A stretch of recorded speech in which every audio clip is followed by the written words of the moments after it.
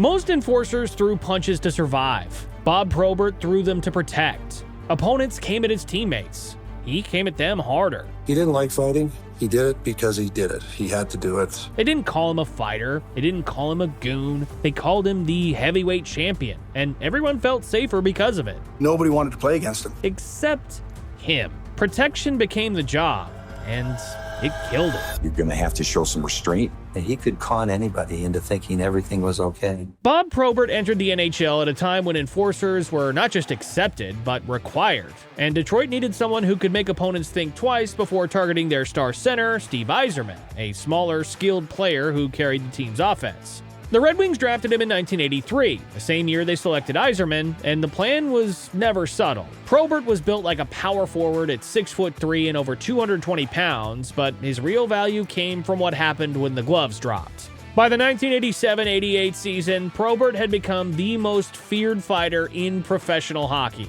He led the league with 398 penalty minutes that year, the sixth highest single-season total in NHL history, while also scoring 29 goals and putting up 62 points. That combination made him nearly impossible to manage as an opponent. Teams couldn't ignore his scoring ability, but they also couldn't afford to let their star players operate freely when Probert was on the ice. What separated Probert from every other tough guy in the league was the certainty of the outcome. His reach gave him control before punches were thrown, and his balance kept him upright when others went down.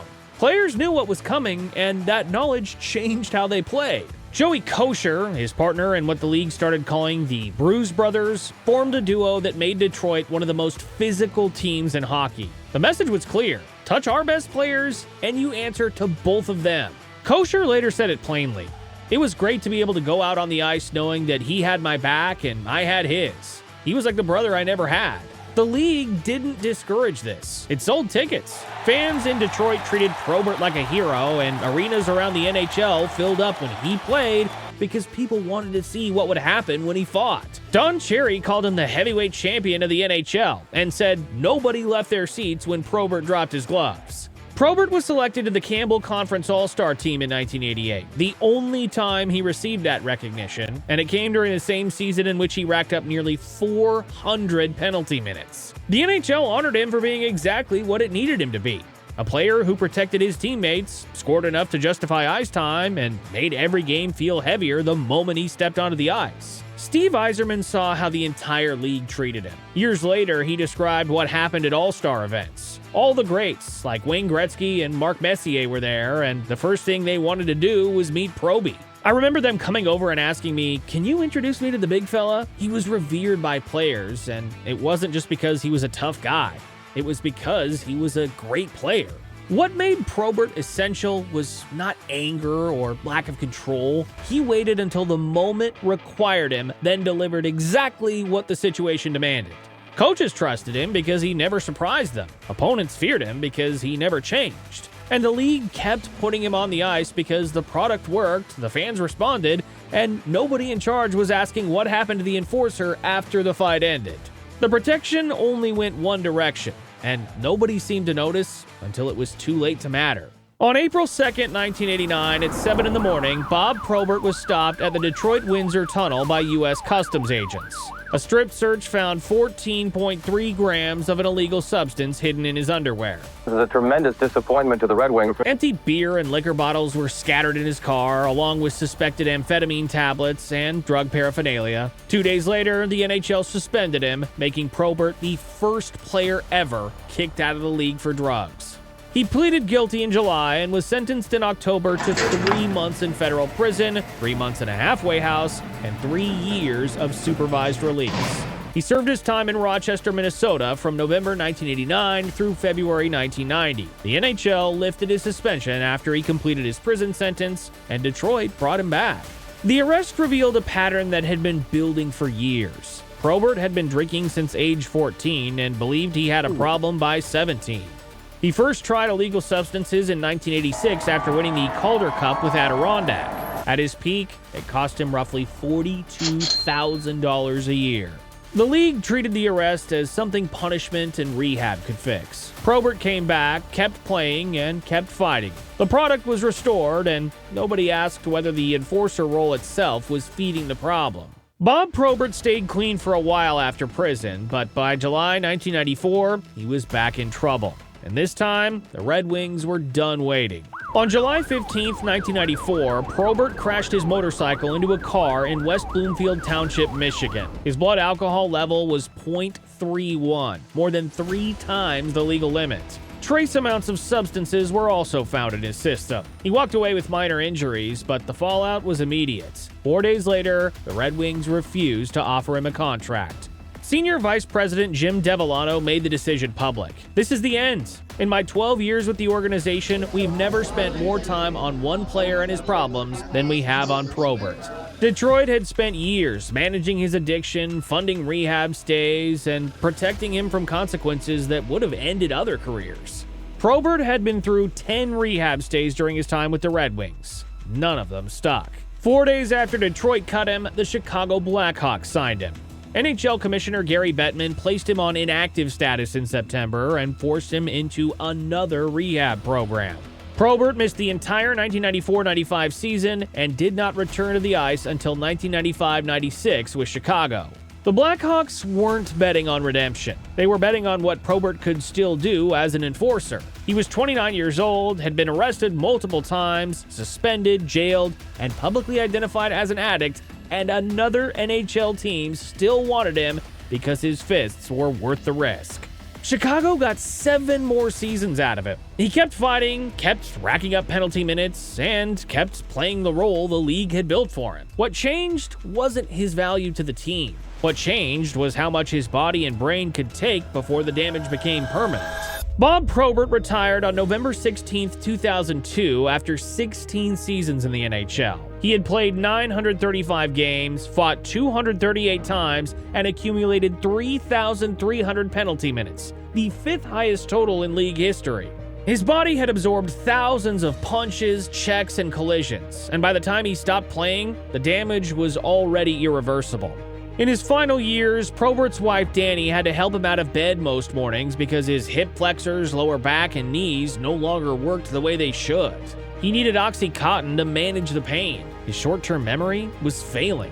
His attention would drift. His temper, once controlled and calculated on the ice, became unpredictable. The man who had spent his career protecting others couldn't protect himself from what the job had done to him. On July 5, 2010, Probert was boating on Lake St. Clair with his family.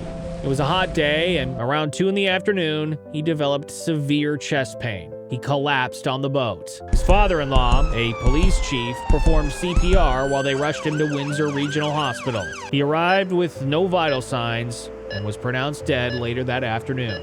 He was 45 years old. The official cause of death was heart failure due to coronary artery disease, but the deeper cause took months to uncover. Before he died, Probert had watched a 60-minute story about brain injuries in sports and told Danny he wanted to donate his brain to research. She followed through. In March 2011, researchers at Boston University announced that Probert had CTE. He became the second NHL player ever diagnosed with the disease. Danny described what the disease had done to him in the years before his death. The memory problems, the pain, the mental decline that started in his 40s. She estimated he had 3 or 4 significant concussions during his career, but said he had been knocked around over a dozen times where he got his bell rung and kept playing. The hits added up. The fights added up. The brain damage wasn't from one moment, but from every moment the league asked him to be what it needed. Danny said something afterward that cut through every excuse the NHL had ever made about enforcers. "In my heart of hearts, I don't believe fighting is what did this to Bob.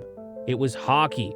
All the checking and hits, things like that." The league had used Probert for 16 years, celebrated him, sold tickets because of him, and then moved on when he retired. Nobody checked on the enforcer after the enforcement stopped. By the time the research confirmed what his brain looked like, Bob Probert had been dead for 8 months. The cost was always there. The league just never had to pay it. Bob Probert met Danny Wood in October 1988 at Relax Plaza in Windsor, right in the middle of his suspension after the arrest. They married on July 1st, 1993, and had 4 children together. The man who had terrified opponents on the ice spent his off seasons riding dirt bikes with his daughters in the backyard, teaching them how to handle the bikes the same way he had learned how to as a kid.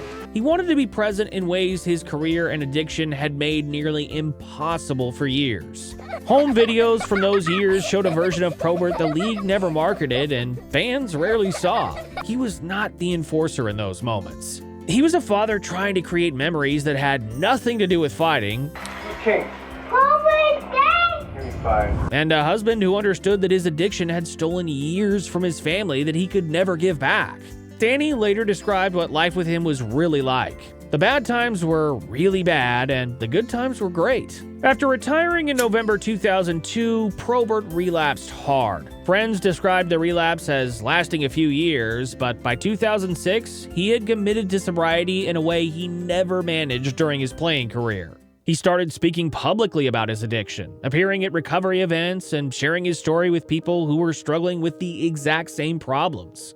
The advocacy work wasn't about repairing his reputation. It was about making sure the next enforcer, or the next addict, didn't end up where he did. The honesty he brought to those conversations was uncomfortable, because he didn't soften what the addiction had cost him. He admitted he couldn't just have 1 or 2 beers, that if he drank, he would have 12. He talked about the $42,000 a year he spent feeding his habit and the 10 rehab stays that never fixed the underlying issue. The transparency was rare for someone who had spent his career being exactly what the league needed him to be, and it made clear how little support existed once the game was over. In 2011, a year after his death, his memoir, Tough Guy, My Life on the Edge, was released. Danny finished writing it after he died, working with co-author Kirsty McClellan-Day to complete what Probert had started. The book didn't protect anyone. It laid out the addiction, the arrests, the suspensions, and the damage in detail. It was not a redemption story. It was a warning. On July 9, 2010, 4 days after Probert died, his funeral was held at Windsor Christian Fellowship. His casket was transported on a custom-built motorcycle sidecar led by 54 motorcyclists in the procession. Steve Yzerman delivered the eulogy in front of teammates like Dino Ciccarelli, Ty Domi, Joey Kosher, and Red Wings ownership. The funeral wasn't quiet or private. It was loud, public, and reflected exactly who Probert had been. 7 years later, on April 9, 2017, during the final game at Joe Louis Arena, Probert's family spread his ashes in the penalty box. The symbolism was impossible to miss. The place where he spent more time than almost anyone in NHL history, the box that defined his career, became his resting place. It was not a celebration. It was an acknowledgement of what the job had demanded. Before he died, Probert had watched a 60-minute story about brain injuries in sports and told Danny he wanted to donate his brain to research. His motivation, she said, was not about legacy. It was about making sports safer for their children. He knew what the enforcer role had done to him, and he wanted it documented so the next generation wouldn't have to guess. That decision, made quietly at home while watching television, became one of the most important contributions he made after his playing career ended. The enforcer spent 16 years protecting everyone on the ice. Off of it, he tried to protect the people who came after him. He was always worried about hurting me. Even when the league never offered him the same protection. He fought 238 times. He protected every teammate who needed it. And when his brain stopped working, when his body gave out at 45, the league moved on without looking back. Bob Probert didn't die because he was reckless. He died because the job required damage, and nobody stopped to ask what happened when the damage became permanent. That is not a story about one enforcer. That is a story about what the NHL was willing to trade for entertainment. If you want hockey stories that don't protect the league or rewrite what actually happened, subscribe. Skates and Scars tells it exactly where the silence starts.